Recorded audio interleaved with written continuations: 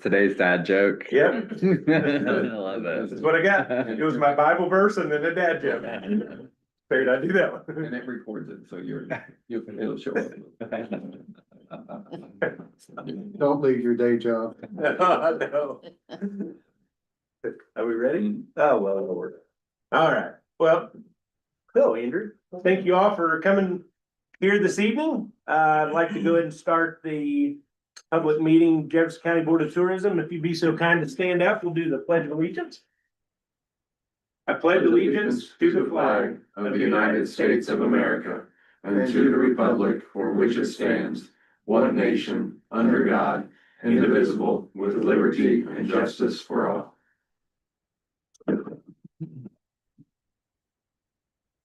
Rini, thank you for sending out the minutes and maintaining your officer hat for another year. Thank you. Okay, you're welcome. Yes.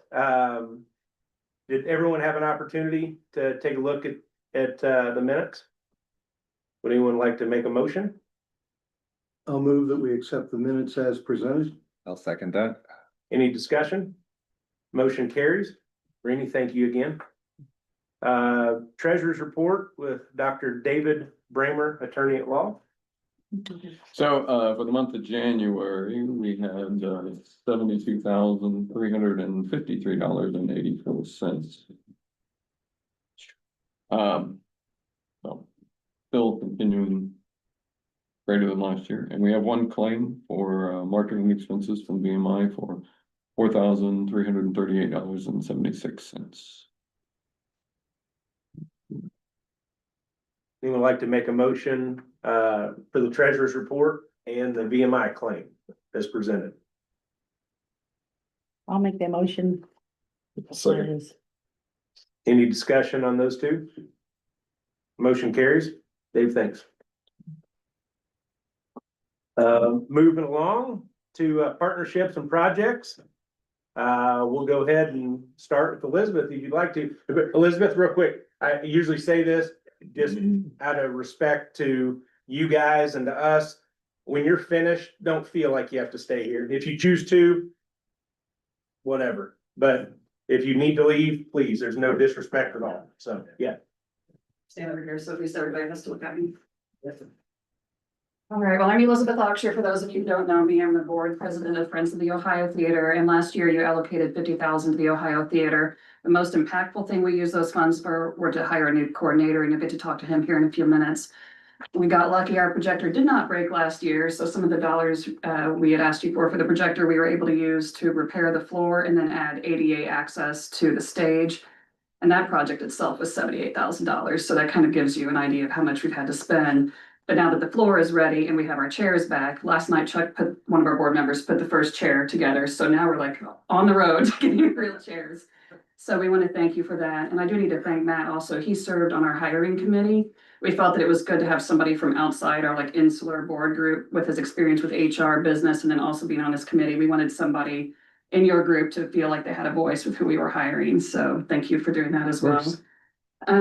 Those were the big things that happened last year. We were most proud that we increased our attendance of visitors by 1,700 people, and that was with us being closed 4 months to do repairs. That's great. And so we had 14,600 visitors from the various area, and then 36% of those 1,400 were from 35 plus miles away. So it's pretty cool to say that over 30% of our attendees traveled to get here. So one of our goals this year is to increase that number as well and target some of our Facebook outreach to like Cincinnati and some of the other big cities to get them here.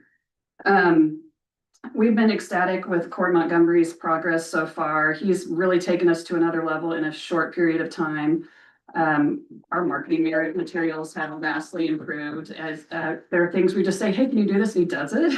So it's like we have a lovely amount of volunteers, but a lot of times it does take them longer to do things. And I'm a volunteer as well. And I know I'm not on top of things the way I should be. So Cord replies to messages and phone numbers, and we're really looking forward to what we can accomplish in the next year. I do want to point out that last year we had 35 events at the Ohio Theater. I'm sorry, 40 events at the Ohio Theater. This year, we already have 35 scheduled, and that doesn't even include our huge film series. So just having Cord as a contact person that people can get with easily. It's astounding the different varieties of groups that have been contacting us to use the theater. And that's what we want to be, not only reaching to the outside community, but being within so that we can have dance recitals and karaoke and fun little things like that. So I'm going to give Cord an opportunity to come up and talk to you. And then if you have questions for us afterward, just let me know. Thank you.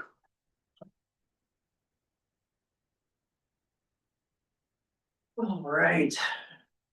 Hi, everybody. Hi there. Hello. My name is Cord Montgomery, Cord, C-O-R-D. I am a recent transplant here from the LA Orange County area.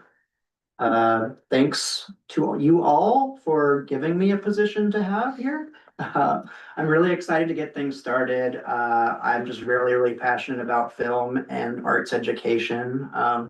A little bit about my background is I was a education and community outreach coordinator for the Segerstrom Center for the Arts in Orange County, California. I have a background in arts and film journalism as well, and a tech background as well. And I have a lot of volunteer work in my, my background with our only local art house theater in Santa Ana, California. So I have a lot of experience in that regard, and I'm really excited to get things going. I've been working there for about a month now. And as far as the progress, like she had mentioned, we are really just hitting the ground running. Just booking alone in the past month, we've gotten about 17 different events that we are in the works, if not have already booked for this calendar year, which I'm really excited about. And if we keep that sort of momentum throughout the year, that's, looking about an average of about 3 to 4 events booking every week. So I'm excited. I hope you're all excited. I'm really excited to just bring in a diverse amount of events to the theater, whether it be, we're going to be doing a lot of different film series that's going to be showcasing both artistic and first run movies.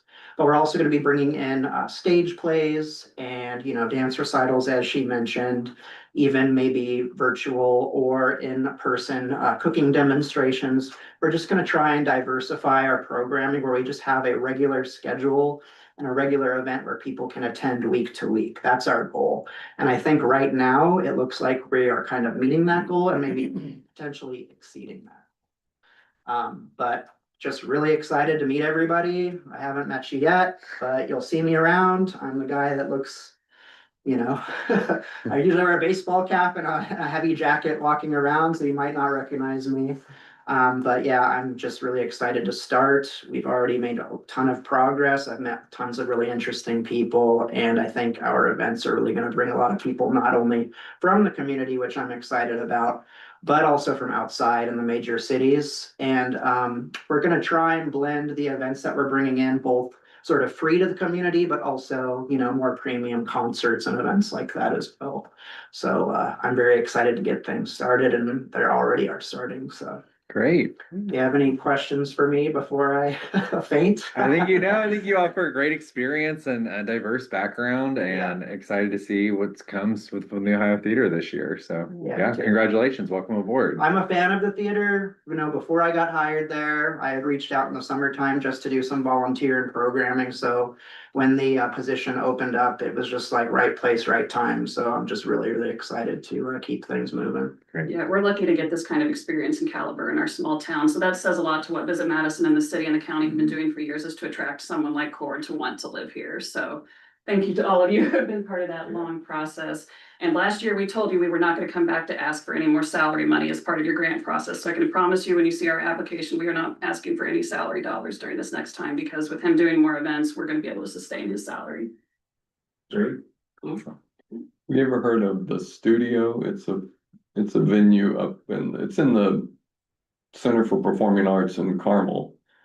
But it's maybe a 50 by 50 stage, and they have chairs on like bleachers, but they're regular chairs. So anyway, my wife and I went this past so Valentine's Day, she wanted to go to a hockey game. I'm like, all right. But I tried to counter with something. So we went to see Lucky Stiff at the Studio. But I would just look at what they've done there. Sure. I mean, it's a very simple setup, but it's always been good. We've been there 3 times now. They did Murder on the Orient Express, and so the stage was two rail cars, basically. They'd roll one in for one, and then when they wanted to change the scenery, they'd roll it out, and the other one was attached to it, and then you bring it in, and anyway, it was just very simple. I thought, we often think of performing arts has got to be, I mean, there is a big Oh, yeah. ornate thing there, but the studio is not it.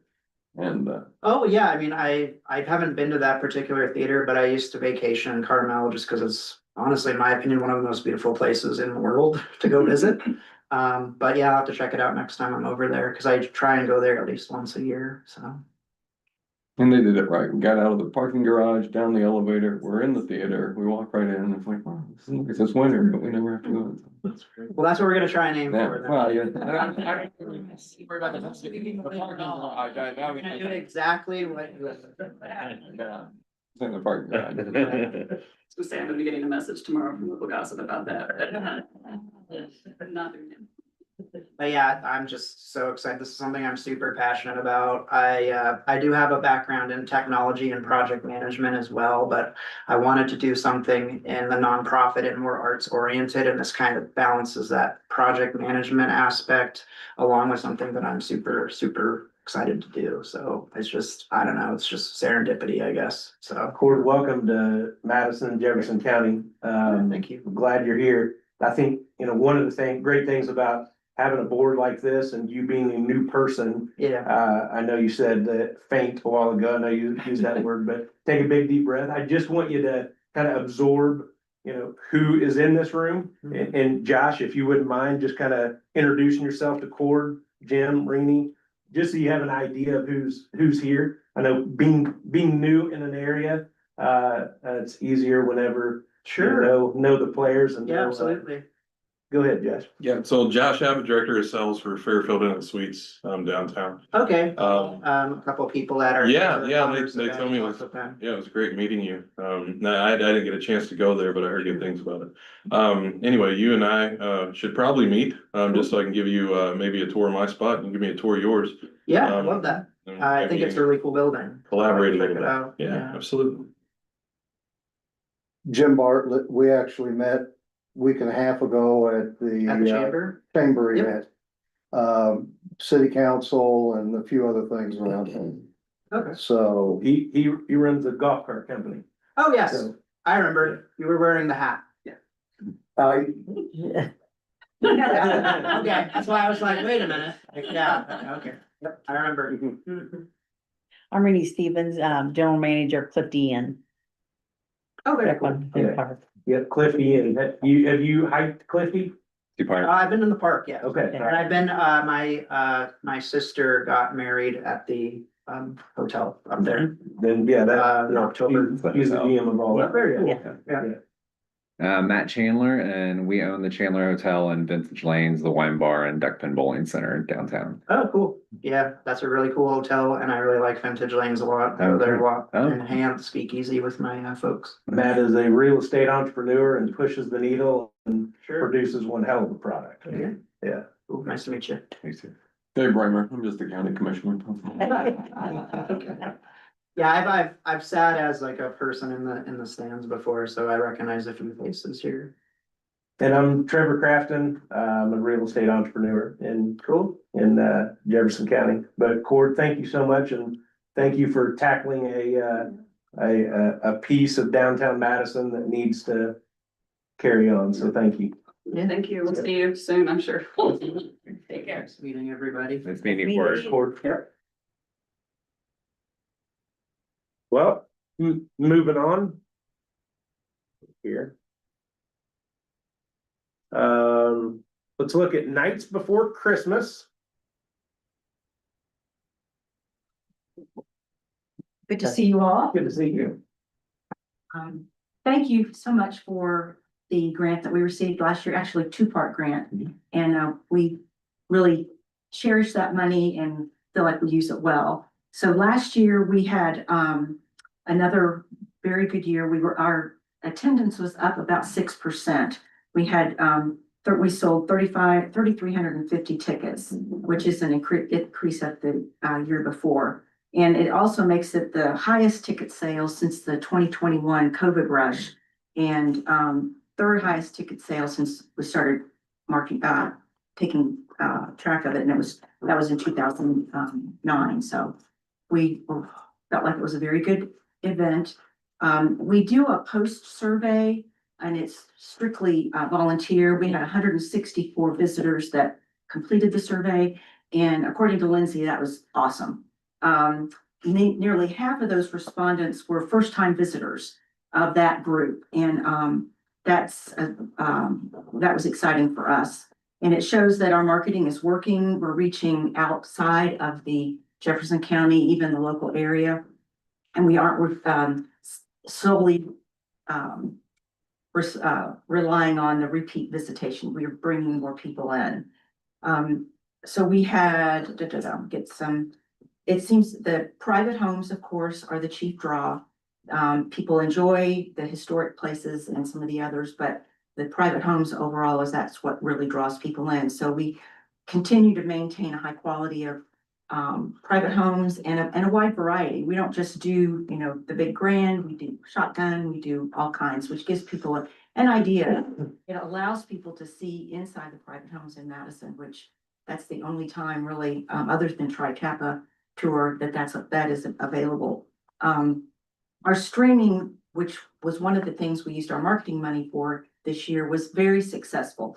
And streaming happens on those TV stations that you might want, like HGTV and some of those, and we purchased time on that. It was huge in Cincinnati, Indianapolis, and Louisville. And we know from their data that we reached 23,400 people with the video completion rate. So in other words, they watched that video all the way through.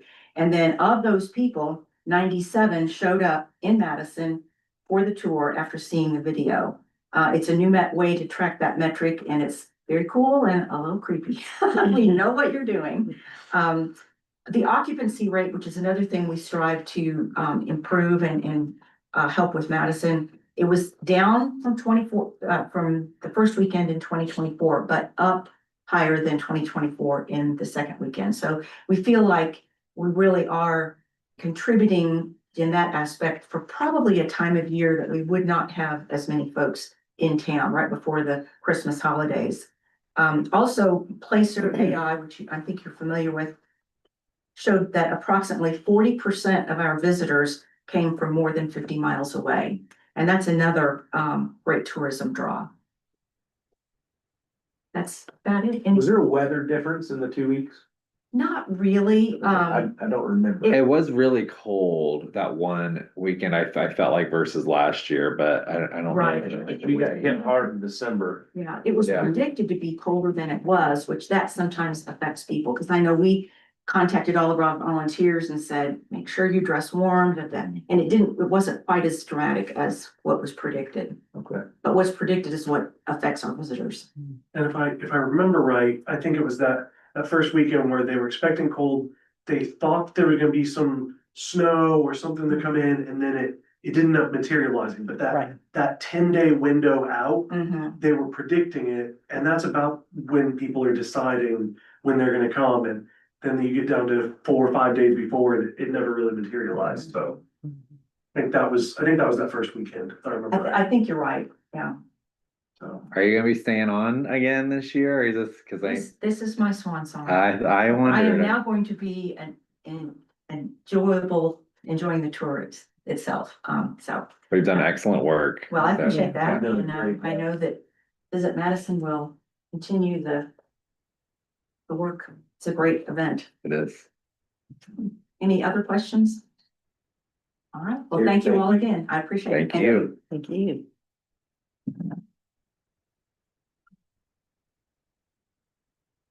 Well, partnerships and projects, Tara?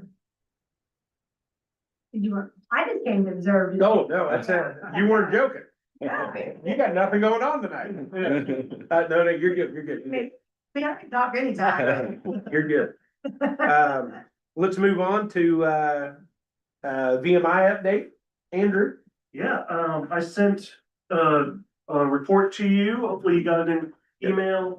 Tried to give you a summary of 2025 numbers. What I was able to put together from what we get from CoStar, what we get from Placer, just took all of that data, tried to put it together and get some themes for the year. Obviously, we're gonna go into detail when we put together our annual report here in March, April. But wanted you all to kind of see what we were seeing as far as the final numbers. I included that in my report, but I'll emphasize a few things here since not everybody, especially Bob, didn't get my report emailed to him, but we did end the year down 1% in occupancy for our regular hotels, according to CoStar, down 3% in Airbnbs. But the occupancy in hotels was up each month, July through December. And that was something when I talked to our hotel partners, I try to reach out to say, hey, this is what the CoStar is telling me. Is it tracking? Josh, is this following through? Rini, is this following? And you guys said, yeah, that the third and fourth quarters were really, really good. And so that's one of the themes that I really saw for the year, is that third and fourth quarter really helped buoy our year. On the flip side of that, first and second quarter dragged those numbers down. Yeah.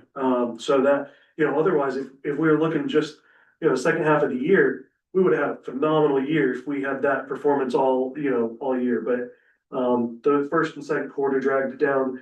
April had the biggest drop from 2024, but we think about big national things going on, the eclipse. There's a lot of travel happening in 2024 for the eclipse that helped even our numbers locally, even though we weren't in the totality. And then we also had historic flood. And that we heard it in the visitor center, despite us trying to get the word out about still come to Madison, be here. There were people that changed the plans. They weren't sure about what was happening in Madison. So I think that contributed to April. Another interesting thing was that weekday visitation was up slightly for the year on average. So that was really good. I think there's a couple things from that. Strong business travel. I know it's a big part of what you guys see midweek. And I think some regular leisure visitors being more cost conscious and wanting to come on weekdays help that. And then I think very basic thing about why weekend traffic could have been down on average. Seemed like we had some bad weather weekends, especially early in the year. It seemed like every weekend it rained for about a month. And that just always impacts numbers. So visitation, looking at the Placer numbers, total visitation has dropped from a high water mark in 2023, according to Placer. That's kind of the post-COVID bump. You saw, obviously COVID dipped and then worked its way back up with 2023 kind of peaking out. And we've stayed mostly level, gone down a little bit. We do see Madison faring better than the county overall as far as overnights and visitation. So, but that's to be expected in a city with amenities. I hope once we get some of the other amenities like the campground and things like that, it'll help boost the overall Jefferson County numbers. So that's the main things that I wanted to just point out about the 2025 numbers. The way that I put it together and probably saw in the report, how I would classify 2025, a stable year defined by stronger than normal peak visitation and weaker than normal valley visitation. So kind of evened out a little bit. So Andrew, in the Star Report, are you seeing that average daily rate in hotels were lower in the third and fourth quarter, and that's than typical, that rates were lower? there was some softness in the rate. I'd need to look back at it. But some of the trend, they're weird. There were some weekends that, rate really helped us because occupancy was down. But third and fourth quarter, occupancy was up, even though rate was a little bit down. So that's again, CoStar's, some of that is their algorithm that they estimate that. So it may not be exactly what you guys are seeing, but we did see some occupancy increase there's rate softness, so. So a little bit of context, so Dover with BSG, for the first half of 2025, they had a software project with Oracle coming in to totally revamp their software. Dover in I'm sorry, in 2024, so 2025, it was done. So 2024 was big for Dover. I had right at 2,100 room nights with them. In 2025, I had 1,200 room nights with them. So you can see the contrast. Now, that kind of tapered off in about third quarter of 2025, which totally coincides with what you're talking about. And with that, you know, your hotels get compression, and then it kind of leads to other hotels being full. So, you know, and we stay on that. I stay on that pretty heavy. In reference to ADR, to the STAR report, we're flat, you know, pretty much, if you look at it in a totality type thing. But yeah, Q3 and Q4 were great. Q1 and Q2, not so much. So, Yeah. And to his point, in the first quarter of 24, Norton was doing a major technology upgrade that was occupying a ton of rooms around town for about a month. yeah, it was January. And during a period of time when rooms are typically empty. Mhm. Which is common for, it's cyclical, right? Like right now I have NAS, I got North American Stainless with an influx. Yeah. And they've got a lot of long-term stay. And they're heavy. They're probably tripling what they did in 2025 right now. Yeah. So, you know, where you see Dover flip and all of a sudden NAS pops in, there's even Nucor will pick up. I mean, there's a lot of different businesses around the area that do that. I know it's a little convoluted with data sometimes because you look at it as, you know, Madison's a tourist town. But we have a lot of business travel throughout the midweek. It's incredible. Yeah. And you know, without our BT base, it would be really hard to continue to survive without that. Yeah.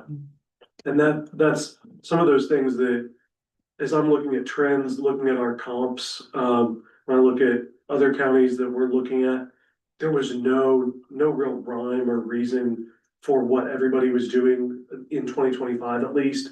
You know, there were some people that were up a few percent, some people down.